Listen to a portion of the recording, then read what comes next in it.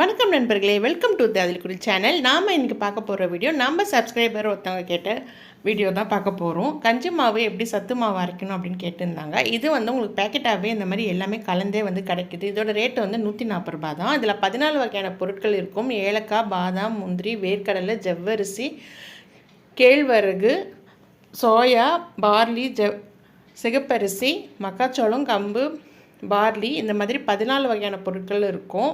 உடைச்ச கடலை. நான் இது கூட எக்ஸ்ட்ரா சேர்க்கறது பார்த்திங்கன்னா கருப்பு கவுனி அரிசி. இது உடம்புக்கு ரொம்பவே நல்லது.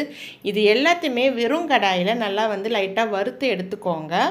அவ்வளவுதான். கூட கொஞ்சம் எக்ஸ்ட்ரா ஏலக்காவும் சுக்கும் சேர்த்து மாவு மிஷினில் கொடுத்து அரைச்சிக்கோங்க. இந்த மாதிரி சத்து மாவு அரைக்கிறது இந்த மெத்தடு தான். நீங்கள் கேட்ட வீடியோ நான் போட்டுட்டேன் சிஸ்டர். அதுக்கப்புறம் பார்த்திங்கன்னா பழைய புடவையெல்லாம் போட்டு நீ சாமான் வாங்கியிருந்தேன். நம்ம வீட்டுக்கிட்டே இந்த மாதிரி வருவாங்க. நீங்கள் எத்தனை பேர் மாரி போட்டு வாங்குவீங்க சொல்லுங்கள். 33 புடவை போட்ட இந்த 4 பாத்திரம் நான் எடுத்திருக்கேன். ஒரு அலுமின் குண்டா, அதுக்கப்புறம் மீன் குழம்பு வைக்கிறதுக்கு அலுமின் குண்டா, அப்புறம் அலுமின் கடாய், சில்வர் கிண்ணம் எடுத்திருந்தேன். 33 சாரிக்கு இந்த 4 பாத்திரம் கொடுத்தாங்க.